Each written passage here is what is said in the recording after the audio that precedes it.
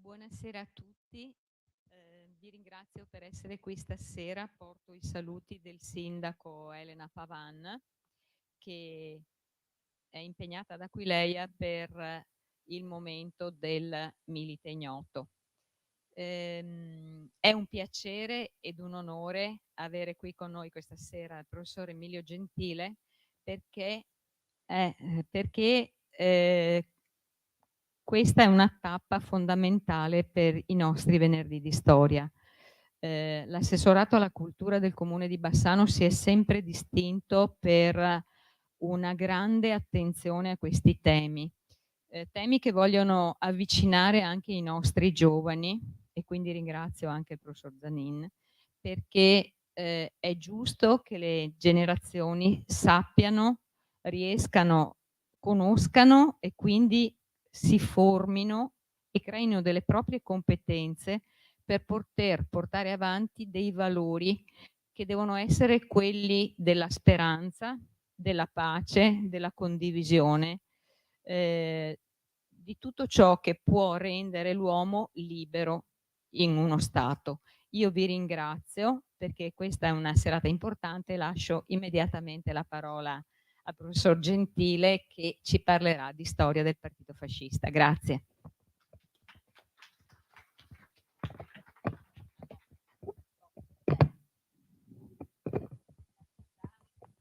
La città di Bassano del Grappa è, così vuole omaggiarla, di questi libri, ecco sì, questi libri, invitandola comunque alle nostre mostre che in ogni momento arricchiscono il Museo di Bassano, dei libri sulle nostre mostre. Ecco, grazie.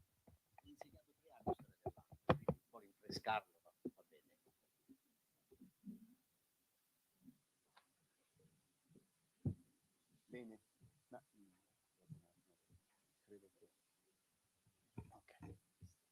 Bene, buonasera a tutti. Io ripeto in parte le parole che sono state appena pronunciate. È un piacere e anche un onore per me presentare il professor Gentile e conversare questa sera con lui. Abbiamo deciso di adottare questa modalità di presentazione del suo volume.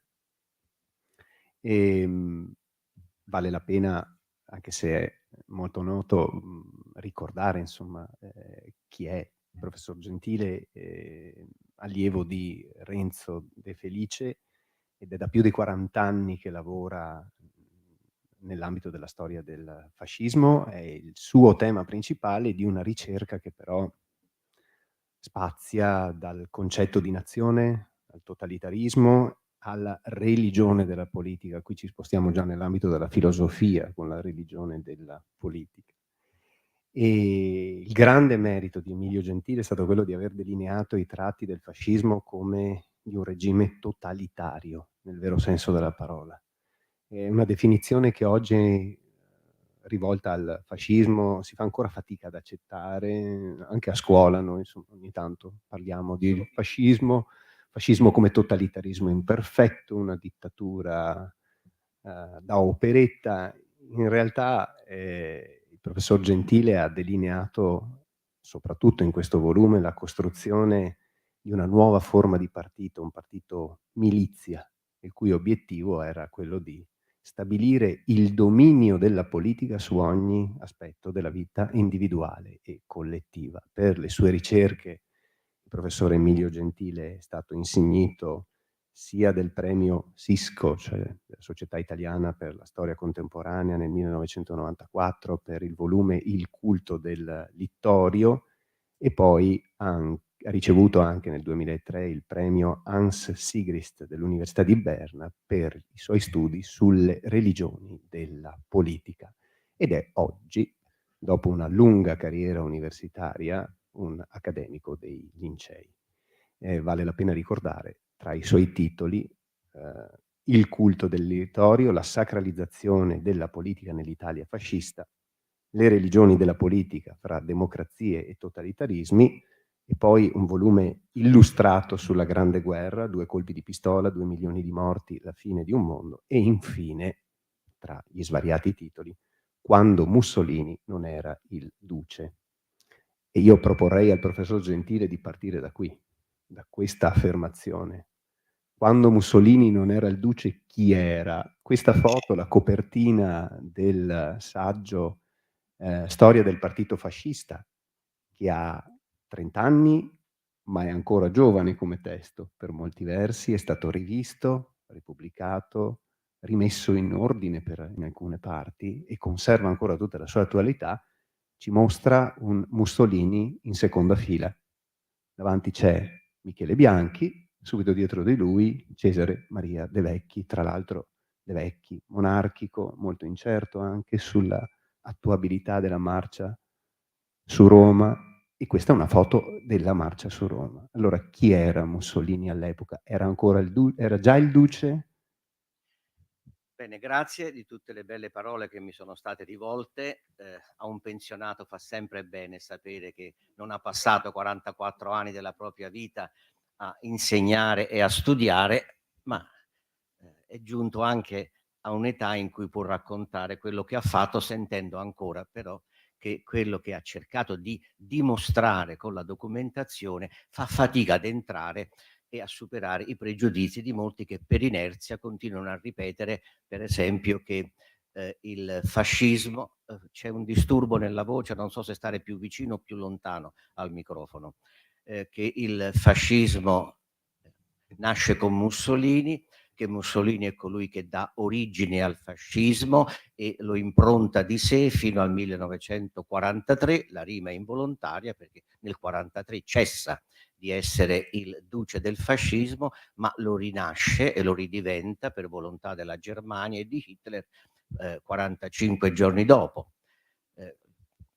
Il secondo tema che è diventato leggendario in maniera negativa, cioè erronea conoscenza di ciò che era veramente Mussolini e il fascismo, del 1919, cioè prima che Mussolini giungesse al potere, e che era un fenomeno rivoluzionario. Non è assolutamente vero che questo corrisponda né a ciò che diceva e voleva Mussolini, né a ciò che dicevano e volevano la maggior parte dei fascisti, che allora non superavano i 1000 militanti. Alla fine del 1919 in tutta Italia, e sono cifre della segreteria dei fasci di combattimento, c'erano in tutta Italia 800 fascisti. 800. E Mussolini, quando non era il duce, cioè per tutto il 1919, ma non lo sarà neanche per il 1920, neanche per il 1921, neanche per il 1922, tant'è vero, e ringrazio il professore di aver fatto notare la fotografia, perché generalmente le fotografie nei miei libri non sono un apparato illustrativo, ma sono un documento argomentativo di ciò che io voglio cercare di far conoscere. Non sostengo delle tesi, non propongo interpretazioni, cerco di raccontare la storia come è stata vissuta da coloro che in quegli anni, in quel tempo, operavano non sapendo che poi avrebbero scritto i manuali in cui dicevano che era stato imperfetto, che era un'opera buffa, che lui era un duce senza comando. Io racconto la storia come risulta non solo dalla documentazione, ma dallo sforzo di non dare per scontato che certi momenti avevano degli sbocchi inevitabili. Mussolini nel 1919 è un avventuriero che non sa bene ancora se continuerà a fare attività politica. Nel dicembre del 1919, dopo il disastroso risultato elettorale in cui lui, uomo politico nazionale, che era sulla scena nazionale dal 1912, giovanissimo, 29 anni, come direttore dell'Avanti e sostanzialmente capo del Partito Socialista, cioè del primo e più importante partito italiano, nel 1919, dicembre 1919, si considera un politico finito, pensa di vendere il suo giornale, che fra l'altro era in forte perdita, e di andare in giro per il mondo o suonando il violino o scrivendo drammi o scrivendo un saggio. Comunque voleva abbandonare la politica, e che questa non fosse una battuta dovuta allo sconforto lo dimostra il fatto che lui, dai primi mesi del gennaio, ma pensa di di andare in raid di Barzini e altri giornalisti a Tokyo. Quindi Mussolini nel 1919, alla fine del 1919, non solo non pensa affatto che il suo futuro è nella politica, non solo non pensa affatto che sta guidando un movimento che sarà il movimento che occuperà le piazze, le strade, le campagne e andrà al potere, e non sta pensando neppure di continuare a fare il giornalista politico, perché pensava di andarsene in giro suonando il violino. Secondo elemento, ma era un rivoluzionario.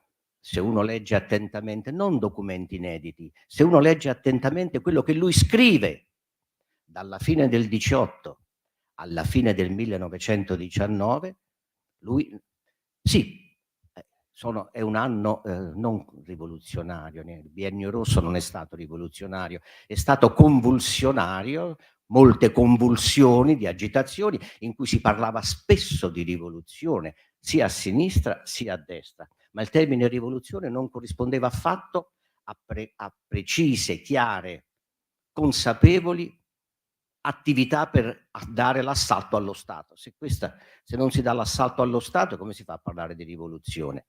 Si può parlare anche di rivolta, ma fino a quando il significato del termine rivoluzione non tornerà al suo significato etimologico, cioè ritornare all'indietro, mentre dalla rivoluzione francese rivoluzione significa andare sempre avanti, per cui se uno non è rivoluzionario è reazionario, ma in realtà il vero reazionario, cioè chi vuol tornare indietro, è quello che fa il moto della rivoluzione, e il significato che aveva in astronomia, che ha conservato anche nella cultura politica fino alla rivoluzione francese. Mussolini parla di rinnovazione, il famoso programma di San Sepolcro, che poi viene continuamente ripetuto, che era anticapitalista. Se uno legge attentamente, era il programma che corrispondeva grosso modo a quello di Giovanni Giolitti del 1920, cioè forte decurtazione di tutti i profitti di guerra. Giolitti ovviamente non voleva abolire il Senato, ma c'erano tanti, anche tra i liberali, che dicevano: a che serve il Senato oggi che abbiamo il problema delle competenze?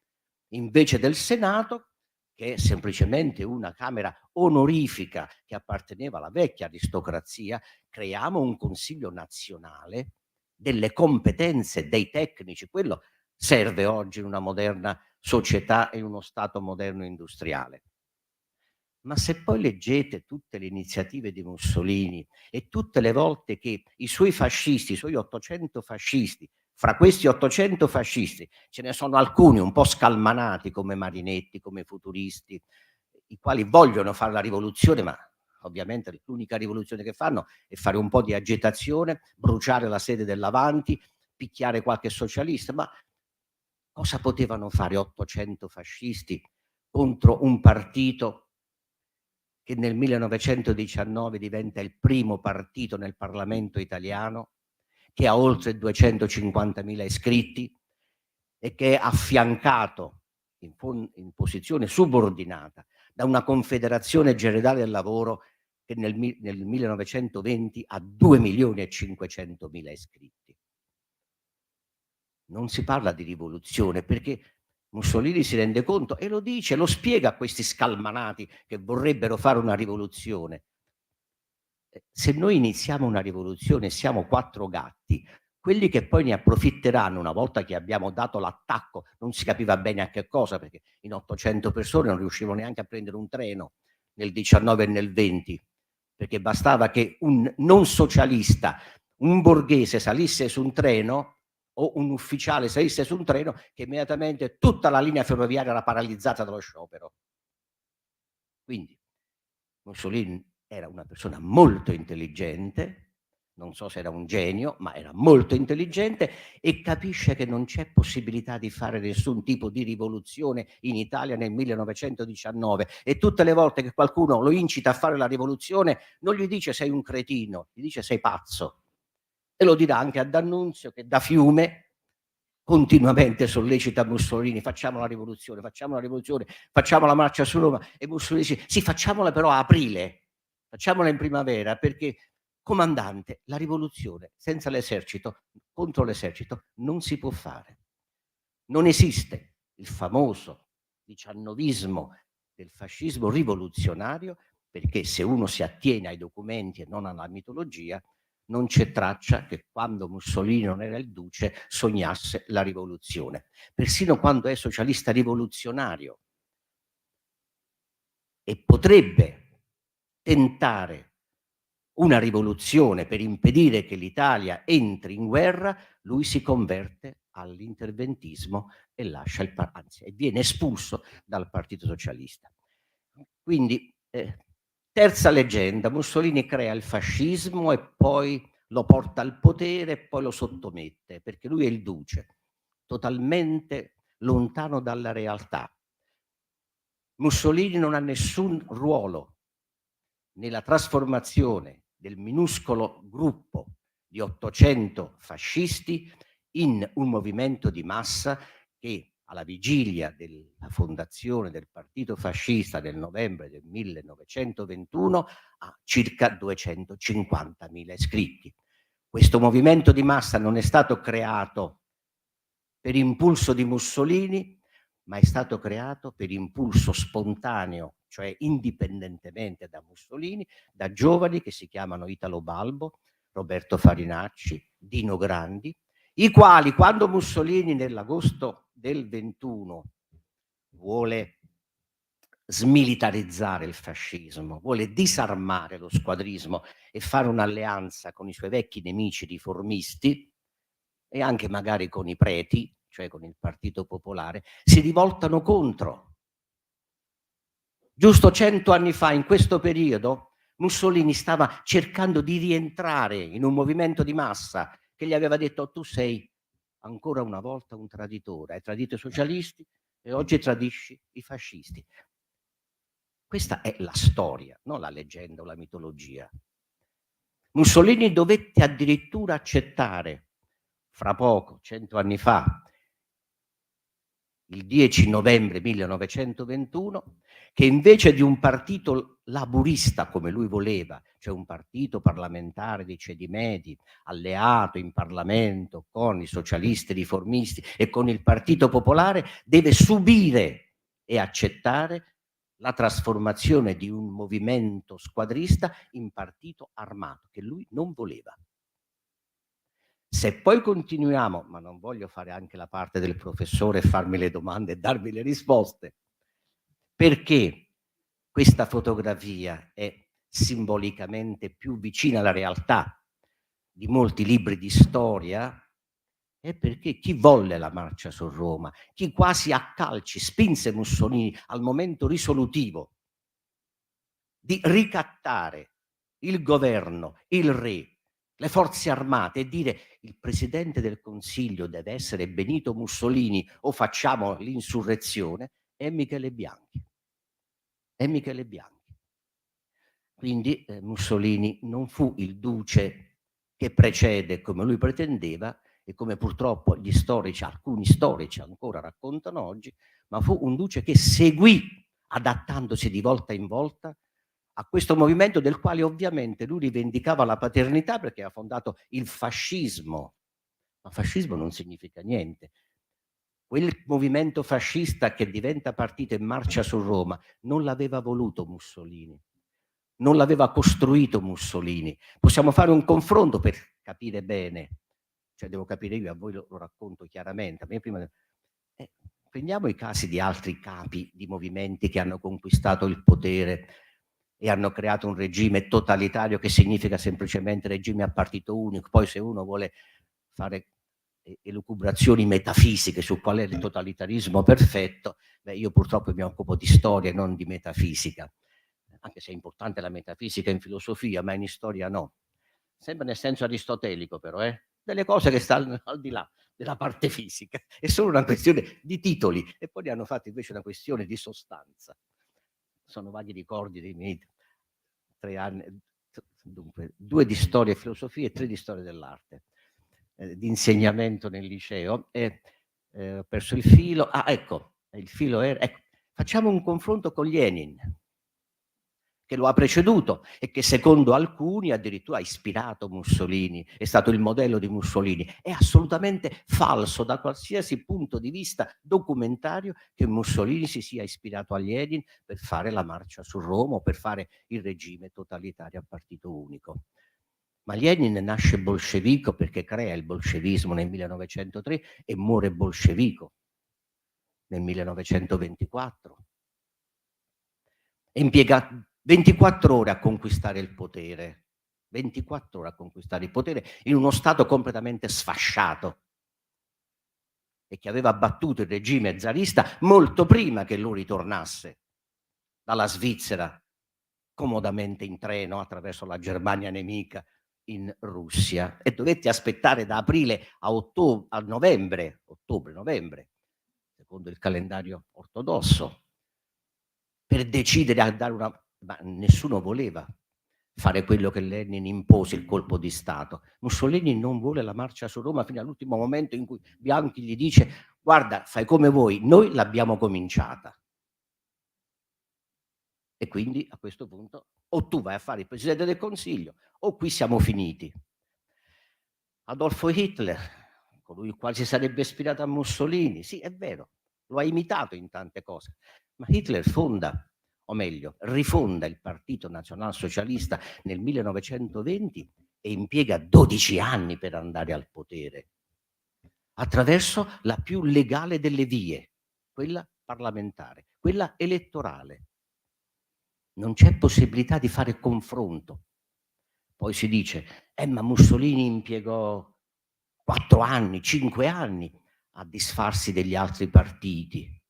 E beh, se uno parte con 800 iscritti alla fine del 1919, ne ha 10.000 all'incirca alla fine del 1920 e nel 21 è il primo partito d'Italia che domina con la forza armata delle sue squadre gran parte dell'Italia settentrionale e centrale e che arriva con questa banda di armati a conquistare il potere della quarta potenza mondiale in quel momento.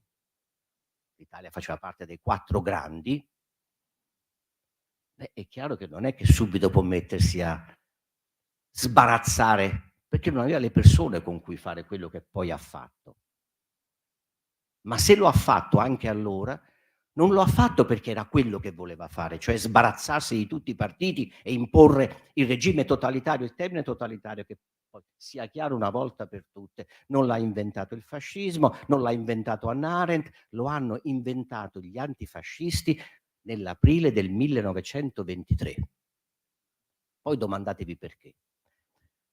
Per concludere, la prima parte della domanda che mi sono fatto e che il professore possa rispondere è che va completamente scardinata la leggenda di un Mussolini rivoluzionario del 19, di un Mussolini fondatore del fascismo che conquista il potere, di un Mussolini che porta il fascismo al potere.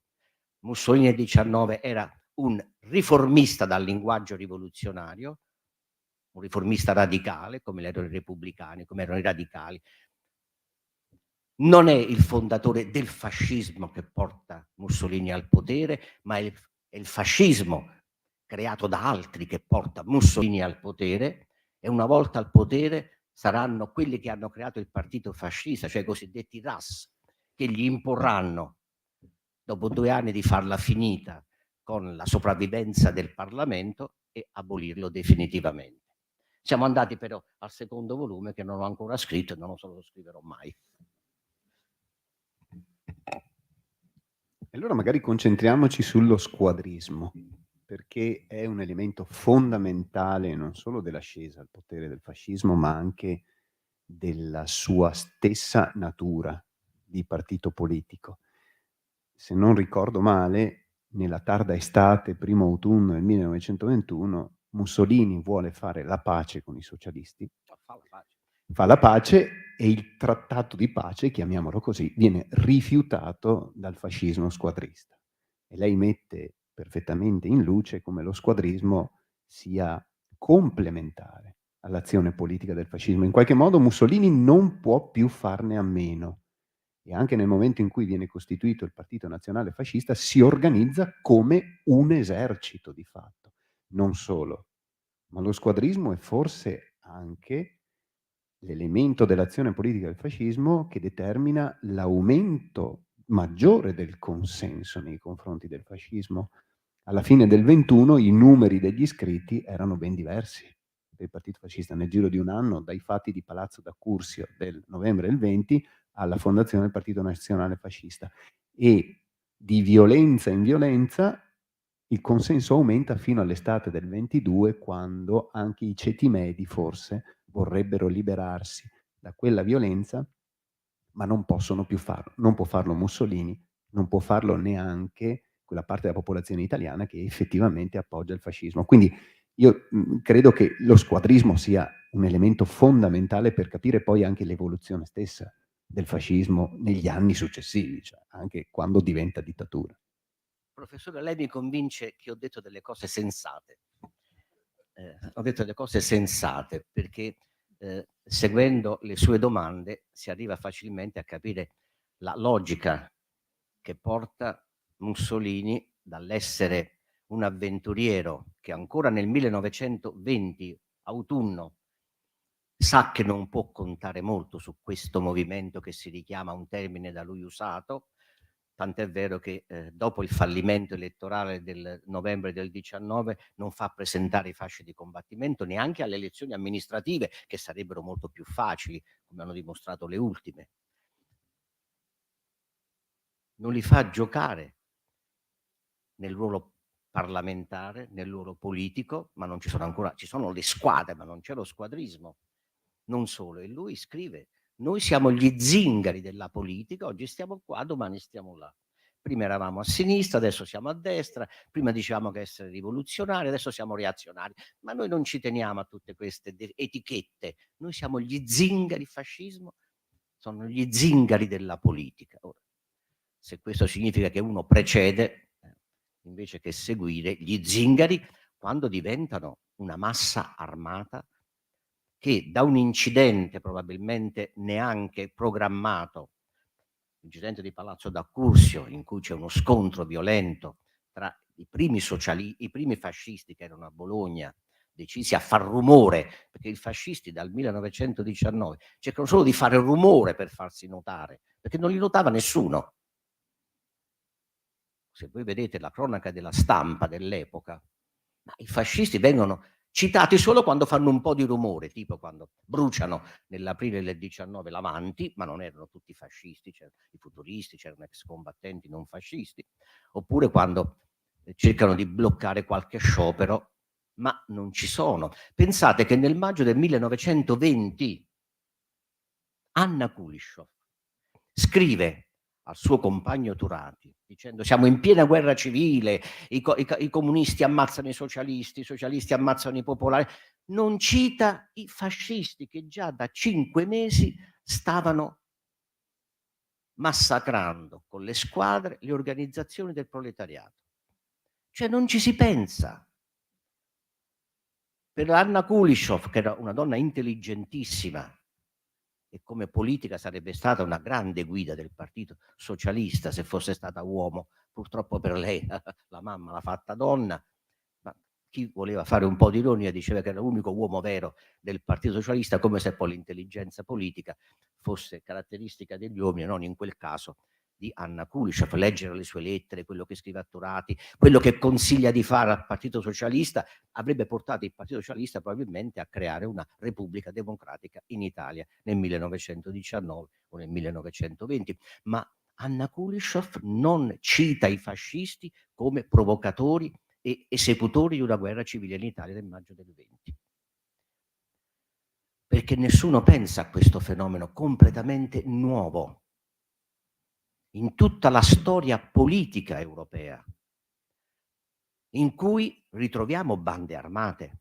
In quel periodo, dal 1918, fine 18, fino al 1923, specialmente l'Europa centrale e l'Europa orientale, è piena di corpi paramilitari, di bande armate, ma nessuna di queste crea nel giro di 7 mesi un dominio regionale che distrugge con l'uso della violenza, non c'è altro mezzo, non c'è consenso, è l'uso sistematico della violenza da parte di chi introduce nella lotta politica quello che per 4 anni aveva praticato in trincea.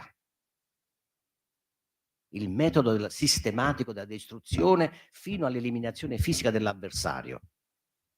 È un nemico e va eliminato. E riescono a farlo in 6 mesi, un edificio costruito in 30 anni di socialismo e che era una sorta di dittatura. Togliatti parlerà di tirannie rosse instaurate dal Partito Socialista, dalle leghe in gran parte delle regioni più produttive e più moderne della Valle Padana e della Toscana e dell'Umbria, vengono sistematicamente demoliti dalla violenza squadrista. C'erano stati altri episodi del genere in Europa, i Freikorps l'avevano fatto nei Balcani contro i russi. Beh, ci sono 250 o 300 uomini politici assassinati in Germania, nel periodo in cui in Italia esplode questo fenomeno dello squadrismo. Ma è l'unico che si trasforma, e in questo senso direi non è complementare, è sostanziale. Cioè lo squadrismo è la sostanza del fascismo di cui il movimento fascista fondato da Mussolini è complementare.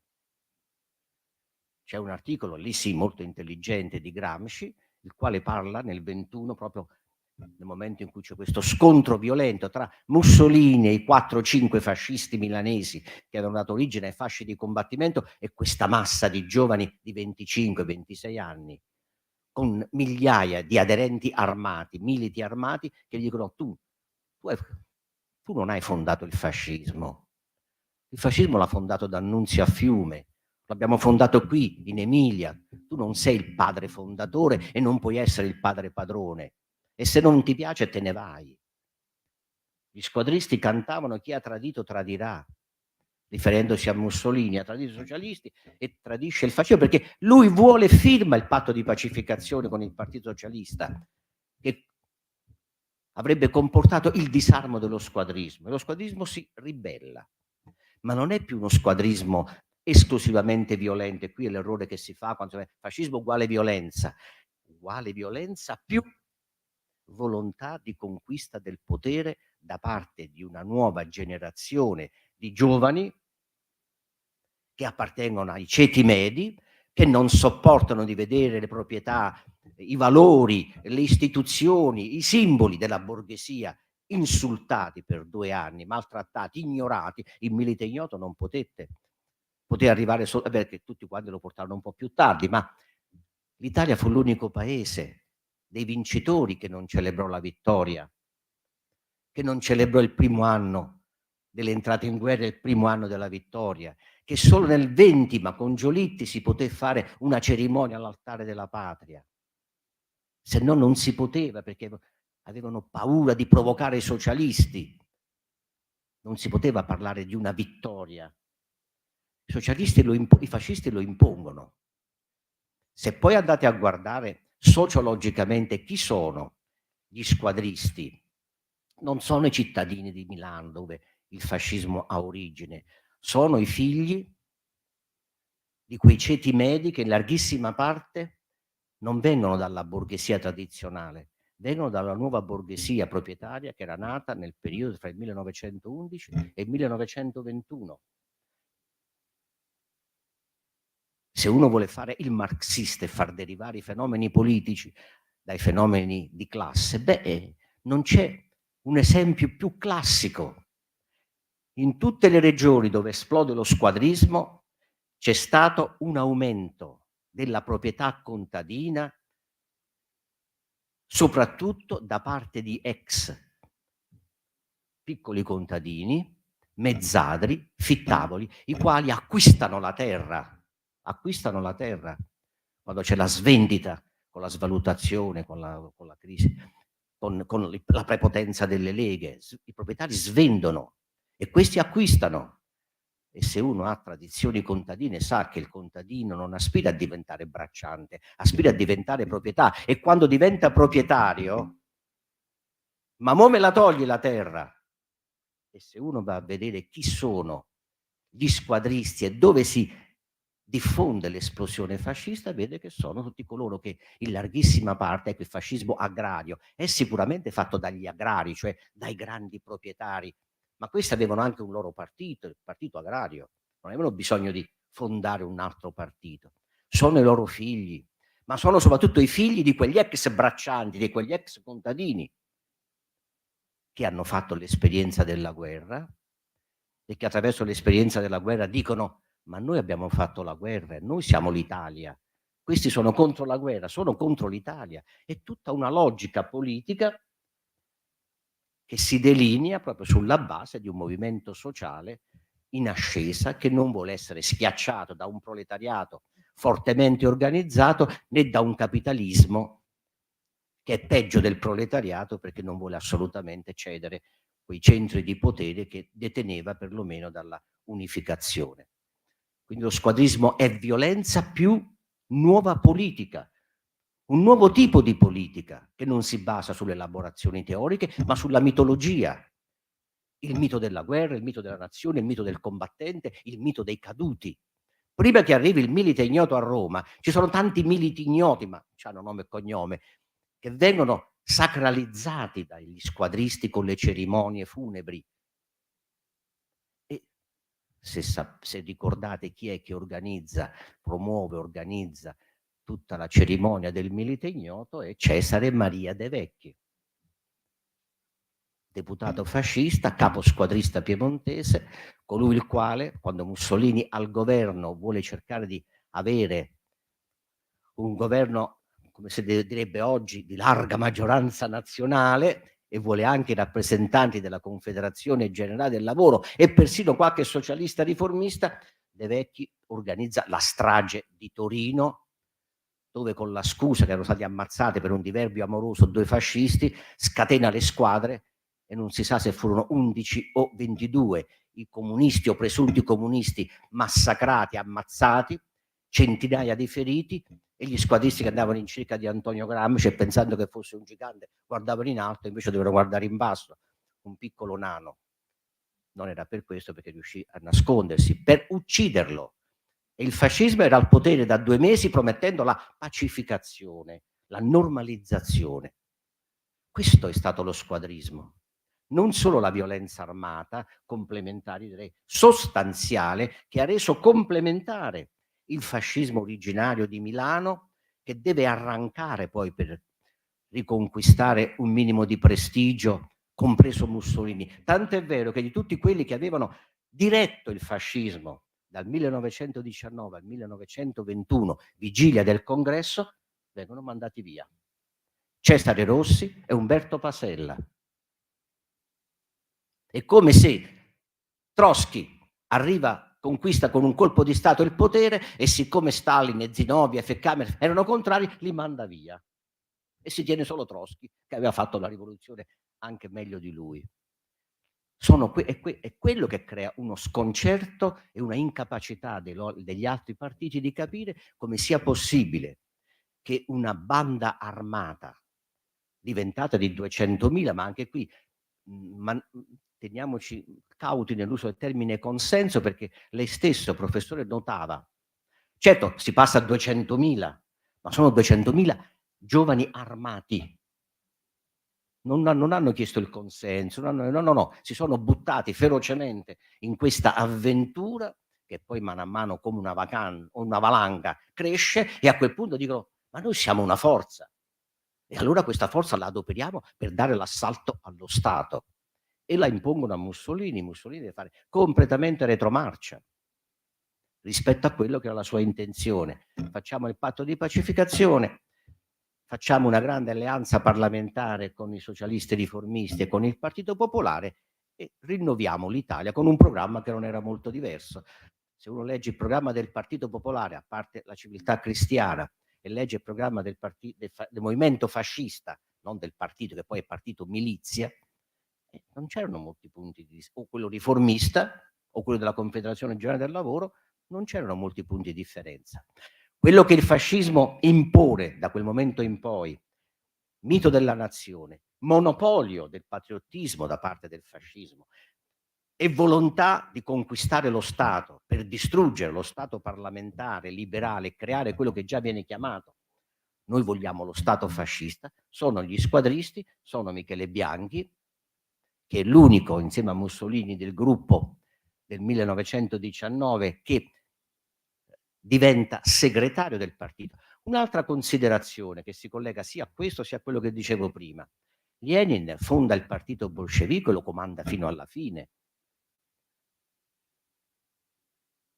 Hitler rifonda il partito nazionalsocialista, viene nominato Führer dittatore e lo rimane fino a quando si suicida. Mussolini, domandatevi perché, come direbbe Zaia di Crozza, domandatevi perché Mussolini non è mai formalmente il capo dell'organizzazione fascista, né quando sono i fasci di combattimento, né quando diventa partito. Non lo sarà mai fino a quando nel 1926, quando può, ormai col potere dello Stato e con un partito ben sistemato, farsi proclamare formalmente duce.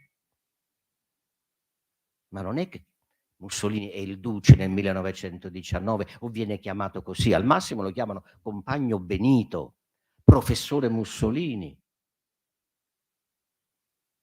Non esiste la carica di duce nel movimento fascista fino a quando conquista il potere.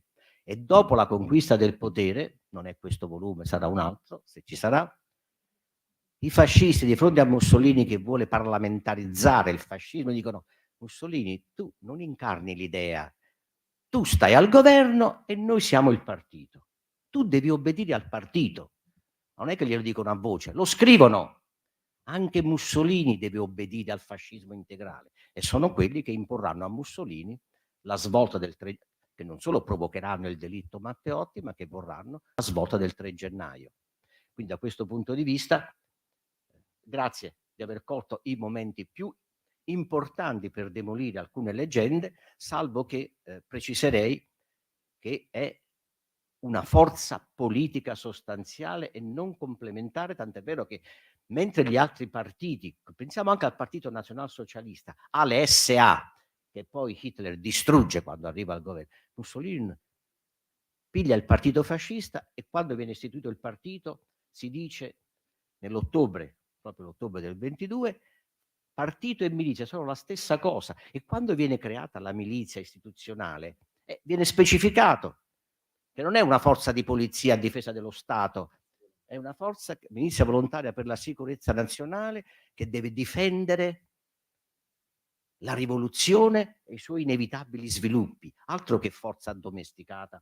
E quindi da questo punto di vista è un fenomeno completamente nuovo ed è la sua novità che sconcerta e non fa capire bene alla maggior parte dei suoi avversari, ma alcuni lo capiscono e inventano il termine totalitario per definire questa novità, di un partito armato, unico caso nella storia d'Europa, che conquista il potere e comincia a demolire la libertà degli altri partiti e poi piano piano le istituzioni dello Stato. Non l'aveva fatto nessuno. In un certo senso neanche Lenin in Russia, come vi dicevo, perché lui lo Stato lo trova già demolito prima di tornare in Russia.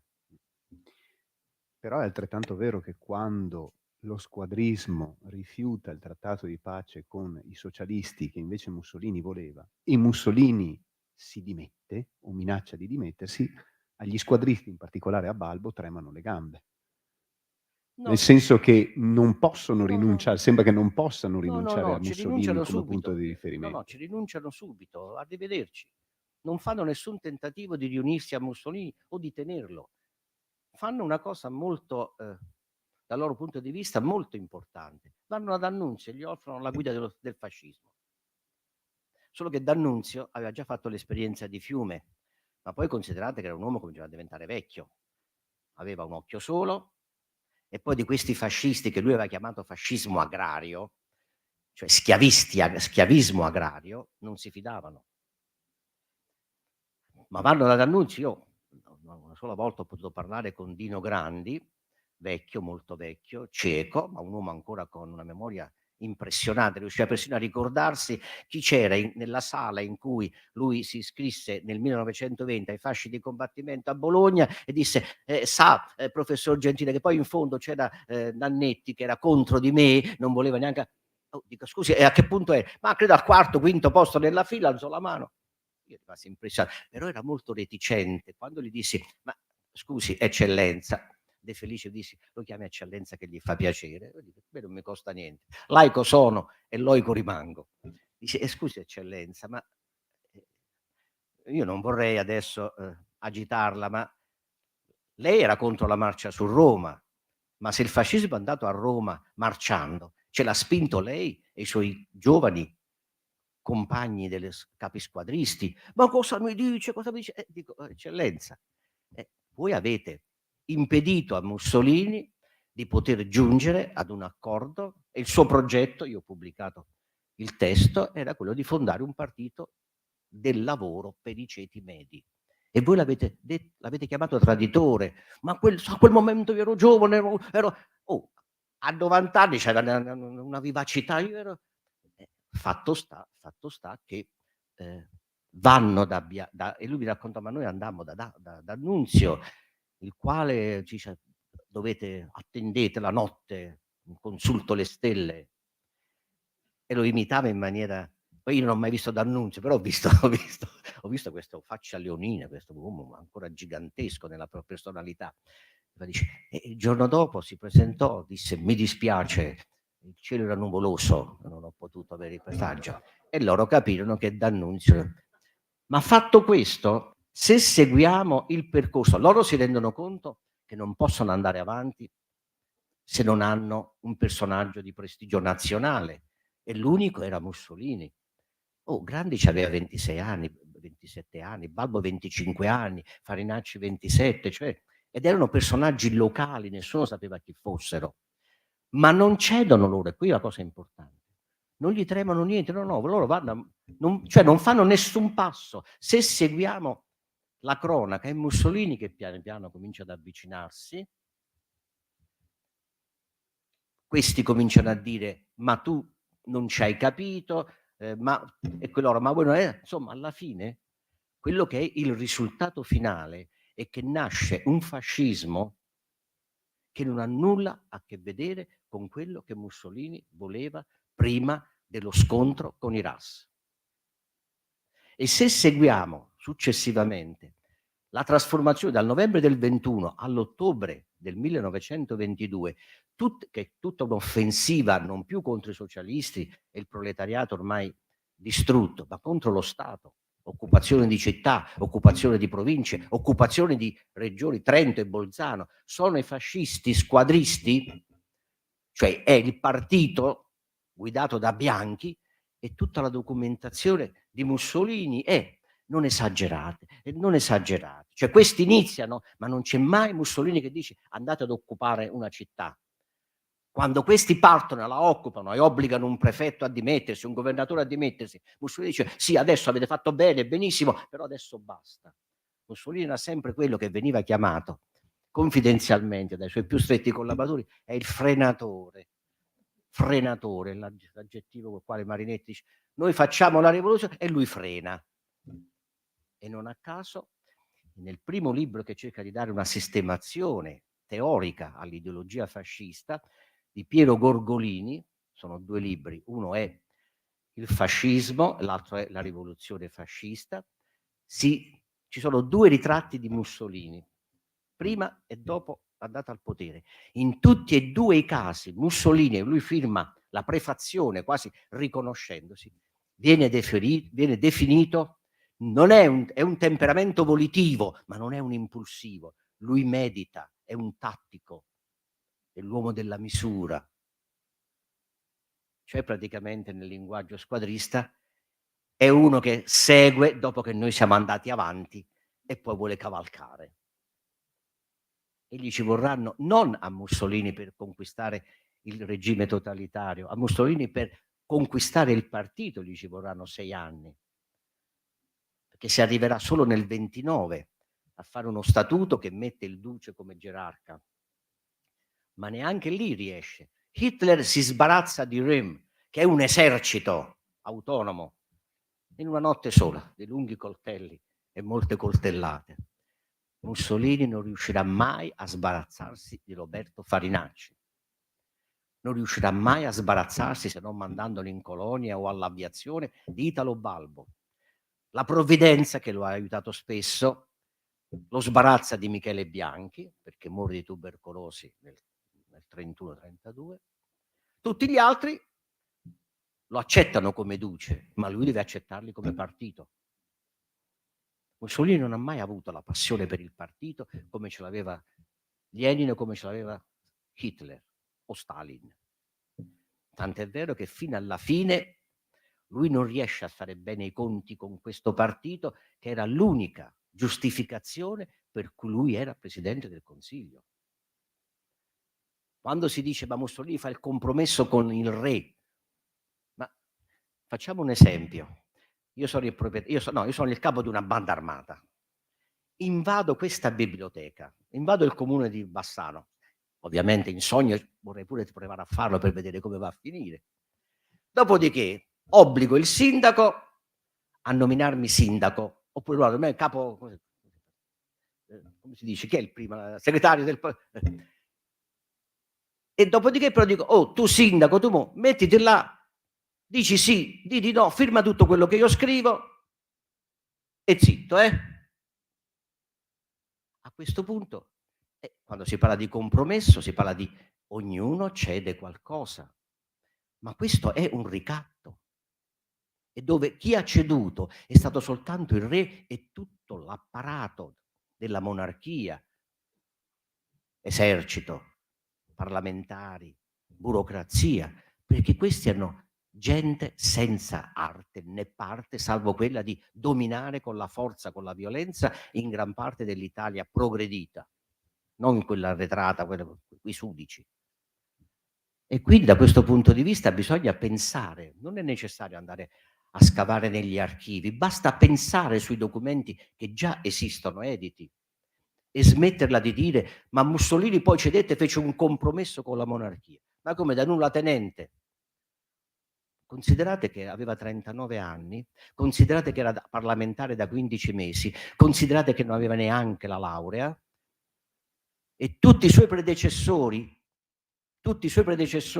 avevano più di 50 anni, tranne uno, avevano tutti la laurea e avevano tutti fatto perlomeno 2 o 3 legislature ed erano stati tutti in qualche modo ministri. E voi mi parlate di compromesso tra uno Stato che cede a un capo di bande armate la guida del governo, che trasforma le bande armate in una milizia autonoma. Almeno Garibaldi dovette dire fammeli diventare ufficiali, i miei garibaldini. Sì, facciamoli ufficiali, però da generali caporali, Non cominciamo. Invece nella milizia i sergenti, i caporali diventano consoli generali, cioè pari ai generali e con uno stipendio superiore a quelli dell'esercito, pari ai colonnelli e così via. Quindi ragioniamo anche su questo, come direbbe Zaia. Ragionateci un po'.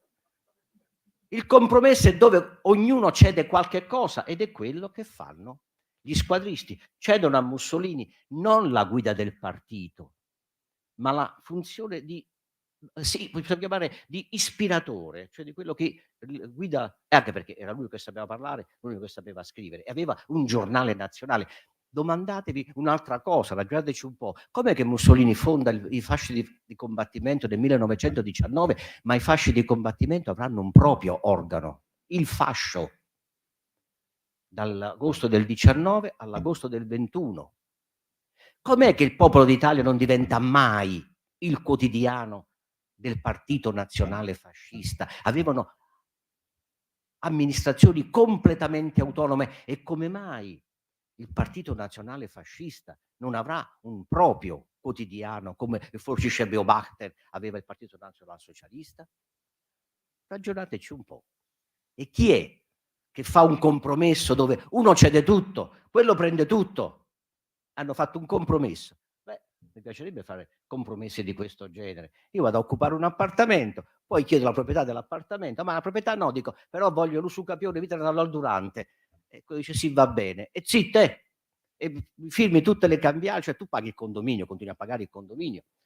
Anzi, questo condominio dice che io non voglio più gli ebrei in questo edificio, e tu firmi, e lui firma. E mi parlate di compromesso, di alleanza, di imperfezione? Ma allora vuol dire che il significato della storia è stato completamente frainteso dai documenti, ma sempre coltivato dall'immaginazione, o da quella che io chiamo la storiologia, che è un po' l'equivalente nella storiografia dell'astrologia rispetto all'astronomia. Per lasciare anche un po' di spazio dopo ai presenti, sviluppiamo magari un ultimo aspetto Mi della... fa domande difficili, io faccio risposte lunghe. Vabbè, ma Mi domandi come mi chiamo e le faccio la risposta brevissima. Insomma, Grazie. mi pare che l'attenzione del pubblico sia Fa delle significativa, non domande che dovrei sono aggiungere. veramente talmente appropriate a quello che io sto cercando di spiegare da 40 anni, che forse stasera, almeno con questo pubblico, riuscirò a farmi capire. Almeno lo spero, poi.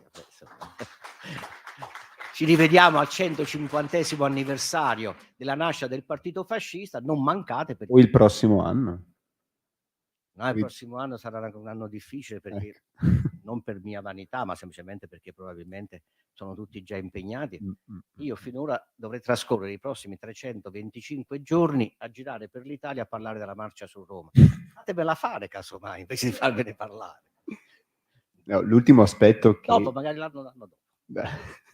L'ultimo aspetto su cui varrebbe la pena concentrarsi è proprio il partito in sé, il Partito Nazionale Fascista, che è un vero e proprio partito di massa, però. Cioè un partito che risponde a delle esigenze dei ceti medi, che non sono la borghesia, sono una cosa diversa dalla borghesia, i ceti medi, che plaudono allo squadrismo e poi aderiscono in buona parte anche al Partito Nazionale Fascista, perché quel partito risponde ad una loro esigenza e li difende da una paura che per loro è reale. Cioè la paura rossa è una paura reale. Ecco, quindi un partito che però ha un'ideologia che non è limpidissima o chiara, ben definita come lo è l'ideologia del Partito Socialista, ma che è tutto personalizzazione, in cui l'organizzazione è tutto e le idee si modificano e si adattano a seconda delle esigenze, finché però questi ceti medi non riescono più a liberarsi nemmeno loro della violenza nel momento in cui sarebbe opportuno farlo, cioè nell'estate del 22. Beh, questo è un aspetto più singolare, oltre lo squadrismo, che appunto non è soltanto violenza, ma è violenza più mitologia. Mitologia, aggiungiamo, proprio rispetto a quella che è la sua domanda, è organizzazione.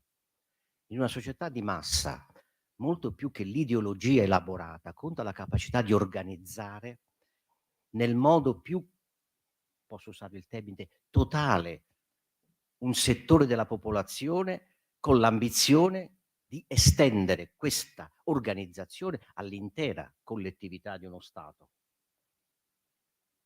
Perché c'è la paura, ma c'è l'ambizione. C'è la paura, ma nel 20 è già finita.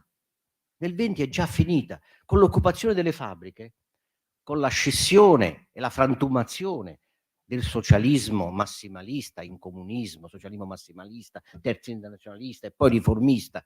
Pensate all'assurdo di questa suicida sinistra italiana. Nell'ottobre del 22 i fascisti si preparano a marciare su Roma e i socialisti espellono Turati, Matteotti e tutti quanti quegli altri. Pensate che il 29 ottobre Mussolini prende il treno per andare a Roma a prendere il potere. Socialisti, massimalisti e comunisti prendono il treno per andare a Mosca alla riunione dell'Internazionale. E se uno legge la stampa, socialista e comunista, tanto in Italia non succede niente, è una bega fra borghesi. Proprio, cioè, un'intera Italia del Nord, in larghissima parte tutta la Valle Padana, le province dell'est, tutto il centro, pochissimo il sud, è sotto il controllo, più di quando non abbia mai potuto fare il Partito Socialista, che era solo concentrato nella Valle Padana e nelle grandi città industriali, è dominato da queste bande armate organizzate, e questi dicono non ne succede niente.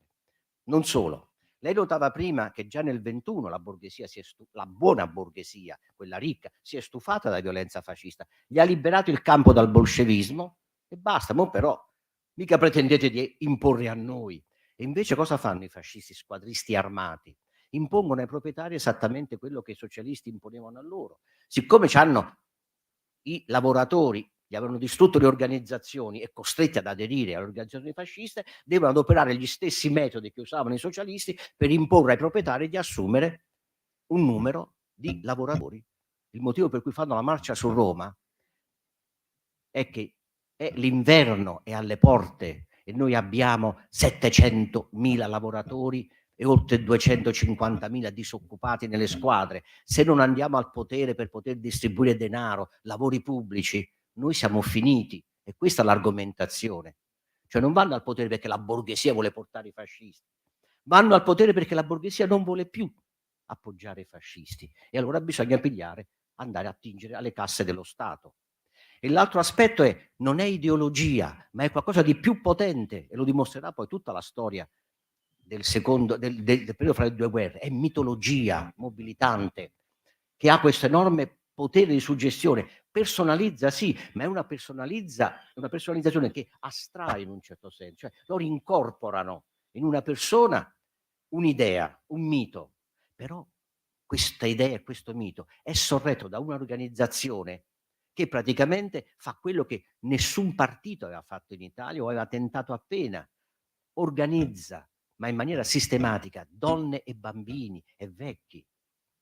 È un fenomeno che non ha paragoni, non si può dire, ma anche il socialista aveva il movimento femminile, ma non contava niente. Il movimento giovanile, ma erano cose veramente complementari. Qui invece, prima ancora della marcia su Roma, l'organizzazione del partito ha tutto un sistema per rivolgersi, poi il fascino di un'organizzazione, per rivolgersi a quelli che stavano alla maggioranza esterni, ma sono sempre ceto medio.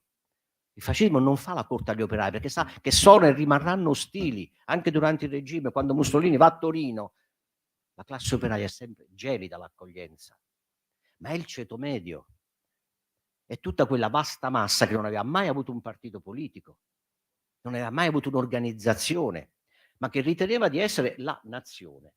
Noi crediamo in Dio, nella patria, nella famiglia, e allora fino a quando ci credi ma sei sparpagliato è un conto, ma quando qualcuno ti dà un mito, la potenza della nazione, la grandezza della nazione, te lo incarna in una persona che ha un fascino personale, ma soprattutto, e questo è più importante, Mussolini non è quello, un mio carissimo defunto amico Piero Melograni diceva no, non esiste il fascismo, Emilio, c'era il mussolinismo, ma questo è un modo molto banale e ingenuo di lasciarsi incantare dalla propaganda fascista, perché Mussolini era il perno, ma in una ruota il perno non fa niente se non ci sono i raggi e non c'è il cerchione, non cammina, gira a vuoto.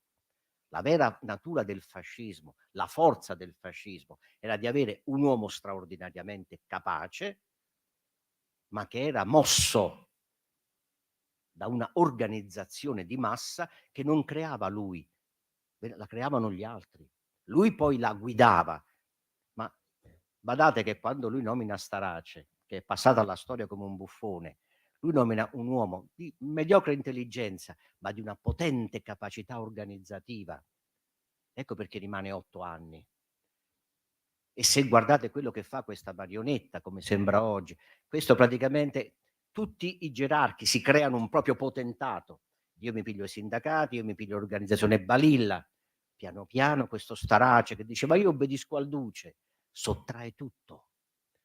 Nel 1937, anzi nel 1939, il partito controlla tutta l'organizzazione giovanile, che prima era l'ONB separata, apparteneva al Ministero dell'Educazione Nazionale, la porta sotto, tutta l'organizzazione femminile e la Camera, il Senato.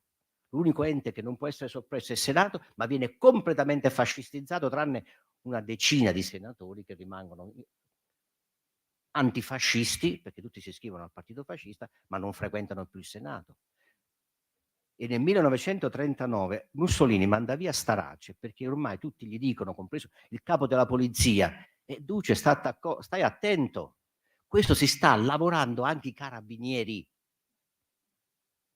La marionetta Starace aveva dimostrato che Mussolini è il duce, ma il partito rimane il partito. E senza il partito, il duce è solo il presidente del Consiglio che il re può mandare a casa quando vuole. Lo fece infatti, ma lo fece dopo che era morto il partito, morto il paese, disfatto dalla guerra, e desideroso di morire politicamente anche Mussolini. Ma se no, quando mai si è visto che è un compromesso il fatto che un caporale possa diventare, dopo appena 20 anni, comandante generale di tutte le forze di combattimento di uno Stato in guerra, togliendo questo comando al re? Chiamatelo compromesso a questo punto, scusate. Non fate più compromessi, se no ve levano tutto. Io chiuderei, poi lasciando la parola al pubblico, chiuderei con delle parole che Mussolini pronunciò il 4 ottobre del 22 a Milano, per capire quale fosse la natura del fascismo, quali fossero i suoi obiettivi e quali idee avesse della democrazia, perché abbiamo bisogno ogni tanto di tornare a riflettere sulle parole che sono state pronunciate un tempo. Noi non possiamo promettere, disse Mussolini a Milano il 4 ottobre, non possiamo promettere l'albero della libertà sulle pubbliche piazze. Non possiamo dare la libertà a coloro che ne approfitterebbero per assassinarci. Qui è la stoltezza dello Stato liberale, che dà la libertà a tutti, anche a coloro che se ne servono per abbatterlo. Noi non daremo questa libertà, nemmeno se la richiesta di questa libertà fosse avvolta nella vecchia carta stinta degli immortali principi. Più chiaro di così. Eppure, se uno legge storici di grande prestigio, di grandi autorità, di grandi lavori, di grandi ricerche, trova queste frasi approssimativamente. Mussolini andò al potere senza un programma di governo. Mussolini, dopo la marcia su Roma, andava a testoni e andava alla giornata. Nessuno aveva mai capito cosa voleva Mussolini. Il fascismo rimase al governo soltanto perché gli altri non furono capaci di espellerlo. Se uno parla così, secondo me qualcosa sa di quello che vuole, e se poi lo fa, vuol dire che qualche coerenza l'aveva.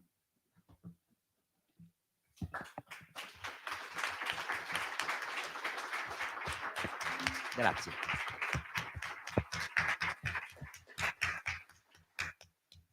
Bene, credo che abbiamo ancora del tempo per poter porre al professor Gentile tutte le domande che una ventina di minuti di tempo circa ci lasceranno.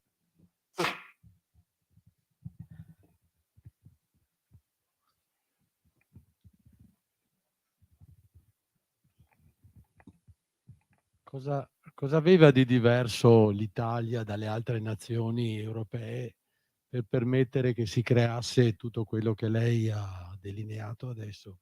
Cioè, è un DNA italiano che permette, perché la borghesia o comunque sia i ceti medi c'erano anche in altre nazioni, e quindi così, vabbè, può essere un accidente della storia, però magari lei ci può dire se c'è qualcosa di più.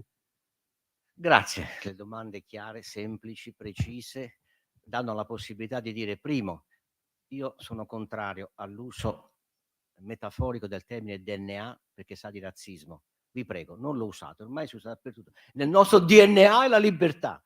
E che sei un razzista che ce l'hai solo tu? Ecco. Però il senso è, c'era qualcosa di presente nella storia italiana? Ci fu una interpretazione importante in quel periodo, il fascismo come rivelazione. Piero Gobetti disse una infelice frase, perché coinvolgeva anche lui, cioè il fascismo è l'autobiografia della nazione.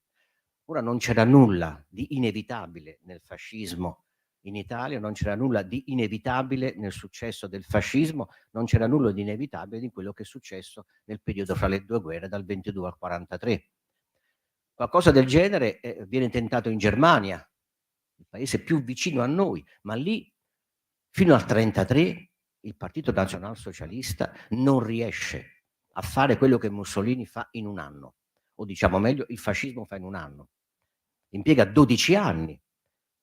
Ci prova nel 23 col Putsch di Monaco per imitare Mussolini, ma dal 23 al 33 impiega 10 anni Quindi anche la Germania non aveva congenito nella sua, ecco, non diciamo nel suo DNA, ma nella sua tradizione ideologica, culturale e politica, il nazismo. E se uno segue anche in quel caso lì le vicende momento per momento, vede che il nazismo, dopo i trionfi elettorali nelle ultime elezioni del 32, le perde oltre 2 milioni di voti. E chi è che riesce a imporre? Eppure i nazisti dicono: vabbè, facciamo un governo di coalizione.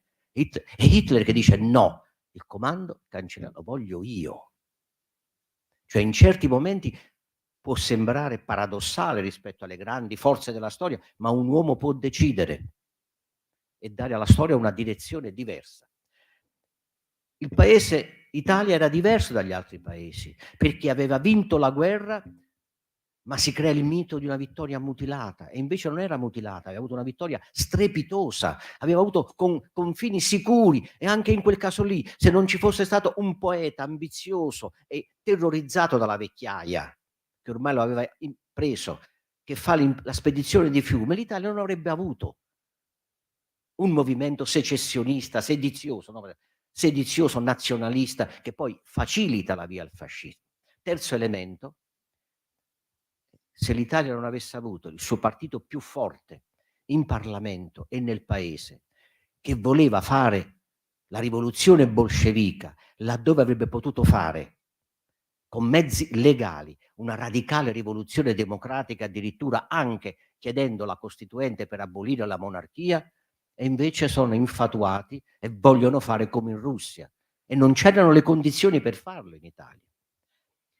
Non c'era niente che predestinasse l'Italia a diventare il paese che sviluppa il più potente movimento fascista nel giro di 2 anni, nulla che predisponesse l'Italia ad avere il primo regime totalitario di tipo nazionalista in Europa, quando ovunque si affermavano le democrazie, un po' claudicanti, un po' autoritarie, ma le democrazie. Non c'era più pericolo bolscevico, perché da quando la rivoluzione bolscevica viene bloccata, l'espansione in Polonia nell'agosto del 20, non c'è più. Anzi, l'Italia ospita, quando domina il partito fascista, ospita il primo convegno internazionale a cui partecipano i bolscevichi.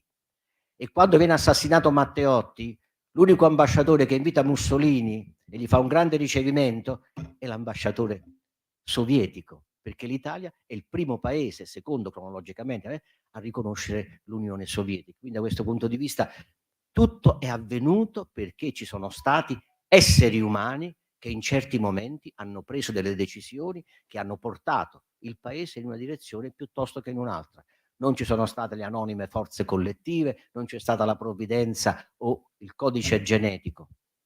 L'Italia avrebbe potuto avere, con una diversa scelta degli uomini, le donne non contavano, non votavano, una democrazia riformatrice avanzatissima, perché c'era la larga maggioranza, compresi gli industriali che la volevano, nel 1919, se non ci fosse stato primo la ubriacatura leninista del più forte partito e poi l'organizzazione armata di uno squadrismo nazionalista che dà una forza politica a quei ceti medi che per tutto il periodo unitario non avevano avuto un partito. Si diceva che era la massoneria, vabbè, ma la massoneria però può manovrare, ma non può attaccare.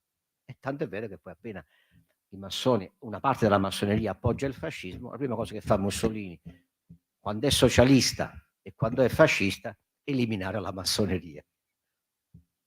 Grazie della ottima domanda, perché spero che chiarisca, e non è una cosa che dico io perché ho studiato tanto.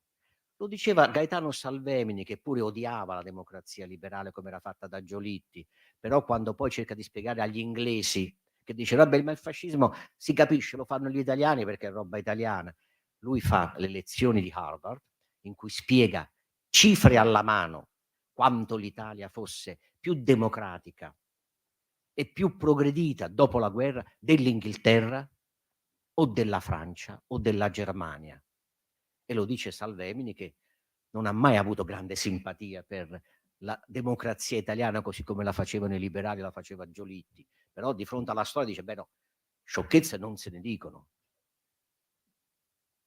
Eravate voi inglesi che avevate il pallino della razza, il pallino del colonialismo, il pallino dell'imperialismo. Eravate voi francesi che avevate la fissazione delle colonie, dell'Algeria. L'Italia, tranne la guerra di Libia che lui aveva avversato, quando va al tavolo della pace, quello che chiedeva in maniera poi contraddittoria dopo, era semplicemente quello che stava scritto e firmato nel patto di Londra. E Fiume non c'era, però c'era la Dalmazia, più problemi. Ma chi è che risolve Fiume? Sì, prima è Giolitti, ma poi chi definisce tutto e fa la pace con la Jugoslavia? È Mussolini. Quindi anche in questo nulla è predeterminato nella storia, tranne la stupidità degli esseri umani, che la storia non la studiano abbastanza.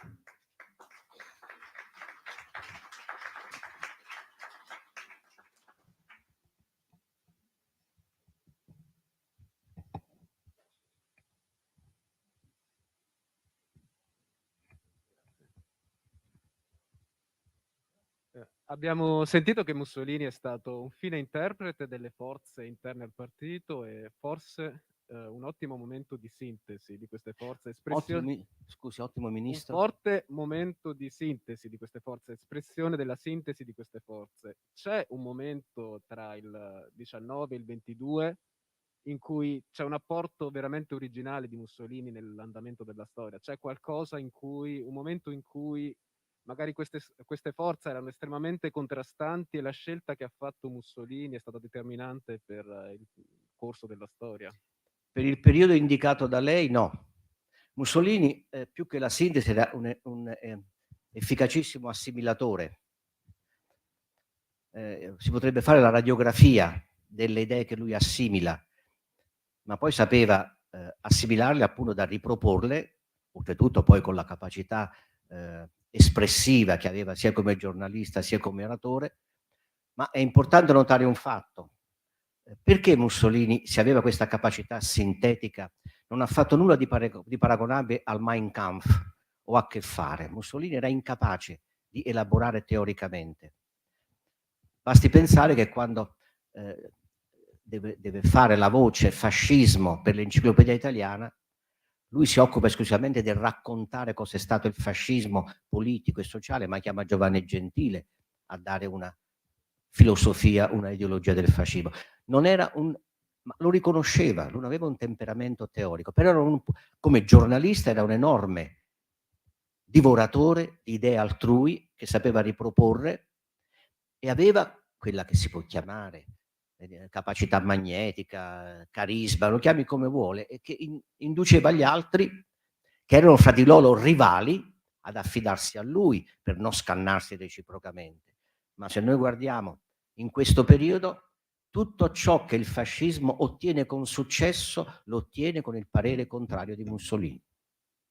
Però non c'è dubbio che lui riesce a dare, per esempio, il primo che parla del mito come elemento fondamentale dell'ideologia fascista non è Mussolini, è Dino Grandi. Però Mussolini nel 21 parla del mito di Roma. Mussolini odiava Roma, odiava il classicismo. Proprio. Ho dimostrato che lui di Roma non capiva niente, la Roma classica, non gliene importava niente, la odiava. Però capisce che se diventi un movimento di masse non hai un'ideologia elaborata, devi avere un mito. E poi se vuoi competere con il cattolicesimo, perché lo vuoi arruolare, ma lo vuoi tenere subordinato, ti devi inventare il mito di Roma, per dire che il fascismo, dopo il Rinascimento, dopo il cattolicesimo, dopo il Rinascimento, è la terza manifestazione della romanità, ma gli altri sono subordinati. Per cui se si legge la storiografia fascista o il rapporto con il cattolicesimo, anche dopo il concordato, ai ragazzi veniva insegnato non che il cattolicesimo era la religione del nostro DNA o la religione rivelata, era la religione dei padri e come tale andava insegnata. Ma sa, la religione dei padri è come dire, se fosse stato il paganesimo avremmo insegnato il paganesimo. Poi è diverso dopo, quando Mussolini, da capo del governo e aver superato la fase parlamentare, aver subito l'imposizione da parte del fascismo integralista, della svolta totalitaria, allora lui ovviamente ha tutti gli strumenti per parlare in prima persona, ma se seguiamo le sue idee, la riforma dello Stato, anzi la trasformazione dello Stato, il corporativismo e andiamo avanti, vediamo che c'è sempre stato Alfredo Rocco, c'è sempre stato prima Giuseppe Bottai, Giovanni Gentile, ma ovviamente lui aveva quello che nessun altro di loro aveva, un enorme potere di fascino personale e anche la capacità di saper tenere insieme, come aveva poi anche Hitler, diverso Lenin, che potere carismatico non ne aveva, ma era un rompiscatole ideologo.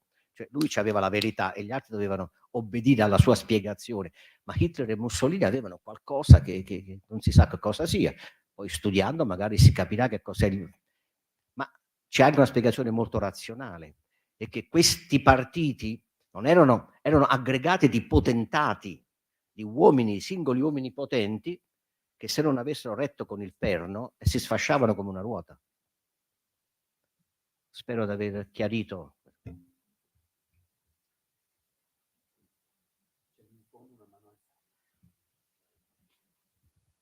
è un saluto fascista, non è un saluto, no. Imponiamo che si alzi a pugno, no, così a mano di là, a mano di là.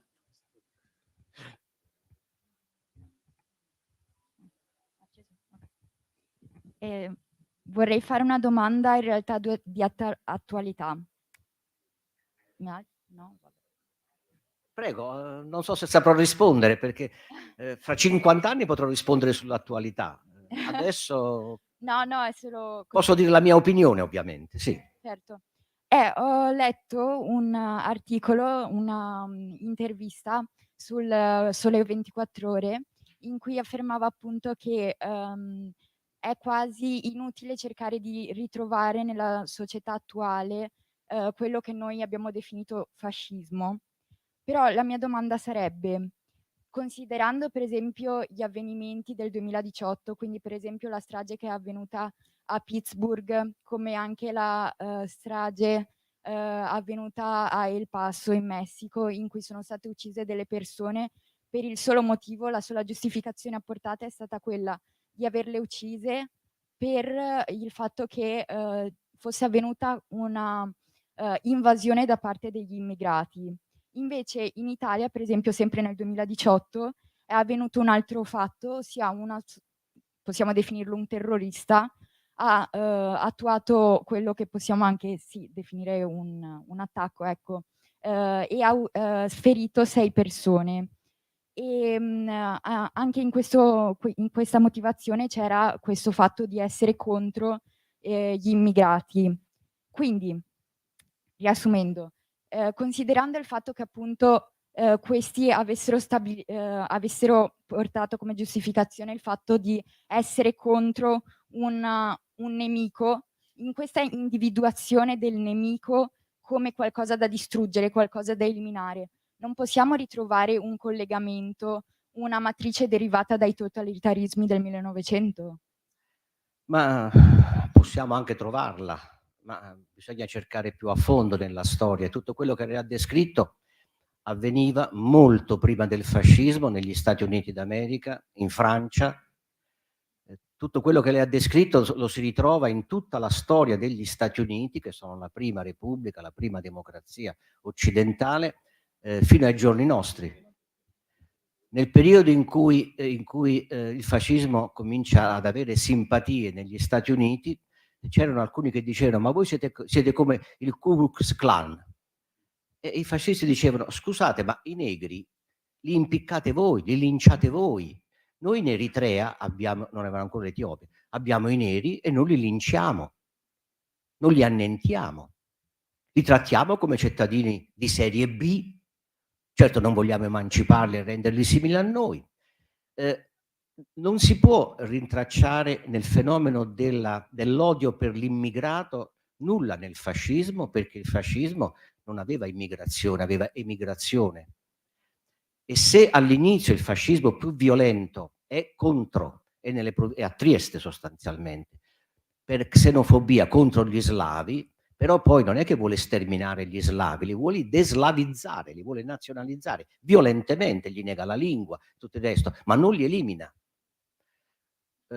Ovviamente nel fascismo si ritrovano molti di questi elementi, però se li identifichiamo esclusivamente col fascismo diamo una troppo generosa assoluzione al fatto che le prime civiltà, le prime società, i primi stati che hanno conquistato, dominato e sterminato le popolazioni non europee, non bianche, sono state le democrazie, Stati Uniti d'America, Inghilterra e Francia, senza considerare le prime potenze coloniali, parlo di quelle dell'epoca del fascismo. Quindi direi che l'ultima cosa però, io ho detto che non ci sono le condizioni perché non avrebbe proprio senso, ma ho precisato più volte a quelli che mi chiedevano: ma allora lei nega che ci sia il ritorno del fascismo? Purtroppo la mia età mi consente di dire che in Italia non c'è un ritorno del fascismo, perché il fascismo dall'Italia non se n'è mai andato.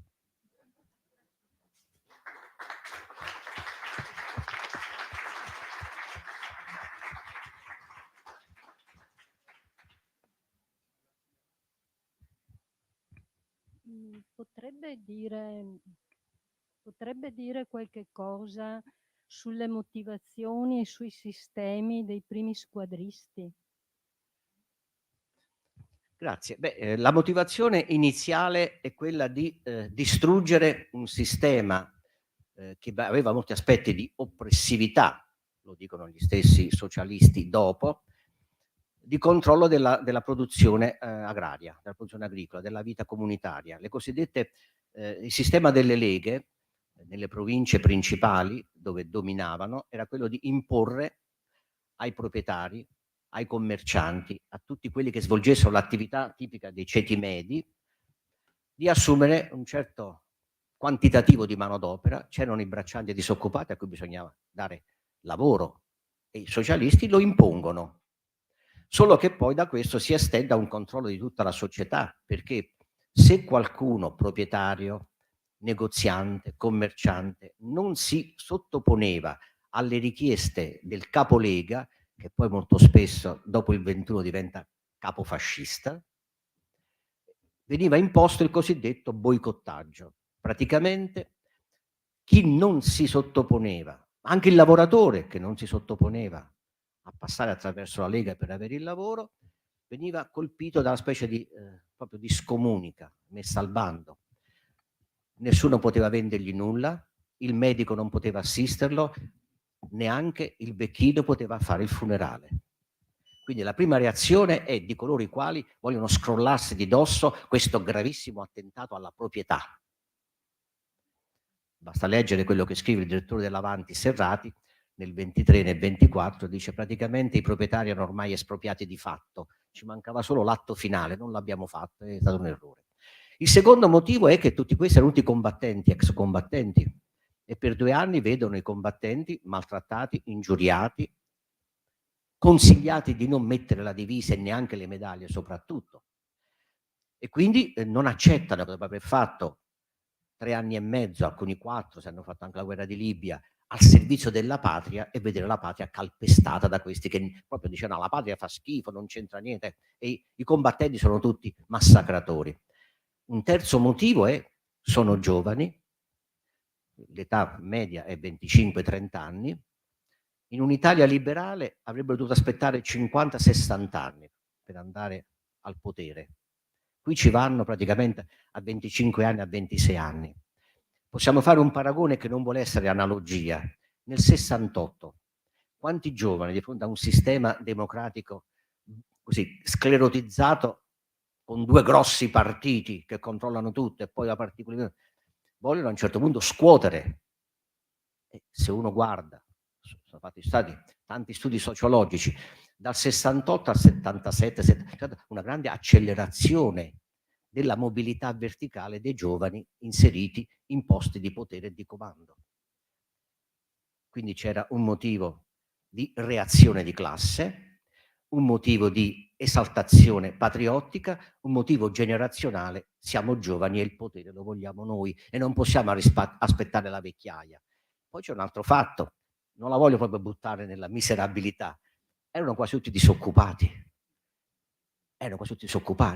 e mettersi una divisa, mettersi un distintivo, prendere il manganello e poi addirittura con questi mezzi diventare milizia nazionale, erano 300.000, e avere un posto superiore a quelli dei pari gradi nell'esercito, sono cose meschine, ma fanno storia anche queste. E c'è tempo per un'ultima domanda qui davanti, perché alle 7:30 mi pare di aver capito che scatta l'allarme, quindi occorre... Per mandarmi via. Sì, vediamo se c'è tempo. Ho visto un'altra mano alzata lì in mezzo al pubblico, credo che... Velocemente, professore, la sua preoccupazione è perché si conosca la storia. Mi viene da pensare all'attualità, cioè all'antifascismo, e questa è un'occasione ghiotta perché si risponde a una domanda che lei stesso si è fatto in un articolo tempo fa su un giornale nazionale, in cui concludeva un suo saggio dicendo: ma questo antifascismo, questo se ha portato a un fascismo ancora così sedicente e rigoglioso, che antifascismo è?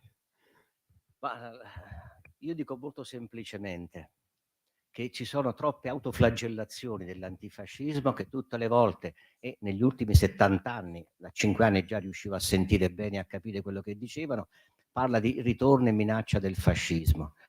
Ora, un antifascismo che nel 1945, partecipando ad una guerra delle Nazioni Unite contro il fascismo e il nazismo, ha vinto e ha fondato una repubblica che, per quanto possa essere imperfetta come tutte le cose che fanno gli esseri umani, tranne che gli autori di manuali, quelli sanno cosa è perfetto e cosa è imperfetto. Io, essere umano, so che tutto il mondo è imperfetto, però è una repubblica che oggi, che ancora si riparla di ritorno del fascismo, ha battuto già 3-0 il regime fascista. 3-2, cos'è?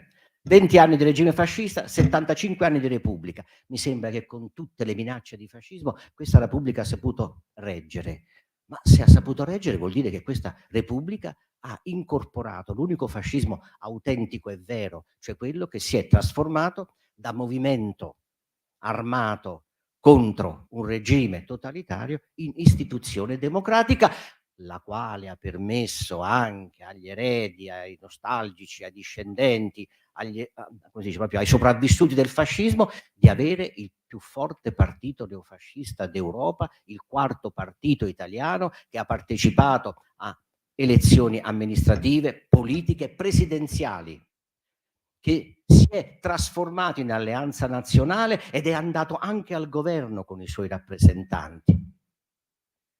Allora, a questo punto, dico, l'antifascismo ha vinto, continua a vincere, anche e nonostante abbia tollerato dal 1946 al 1994, fino al 1995, il più forte partito neofascista che si confessava come tale, poi si è trasformato in alleanza nazionale, ma senza fare polemica contro nessuno.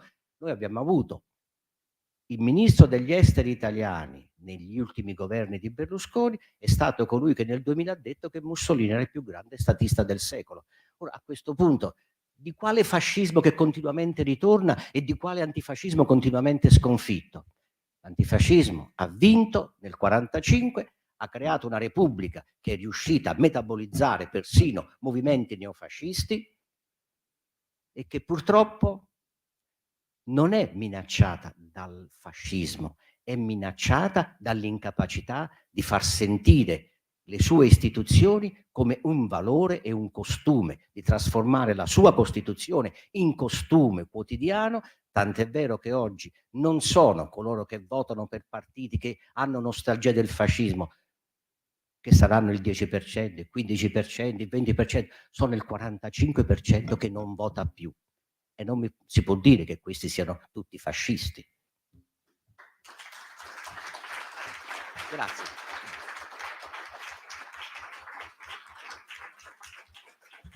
Io mi rimetto ai responsabili della sala perché credo di non poter concedere altro tempo per le domande, mi dispiace. Vi ringrazio tutti per la vostra presenza attenta e calorosa e ringraziamo soprattutto il professor Gentile per questa splendida serata. Grazie a lei, grazie a voi.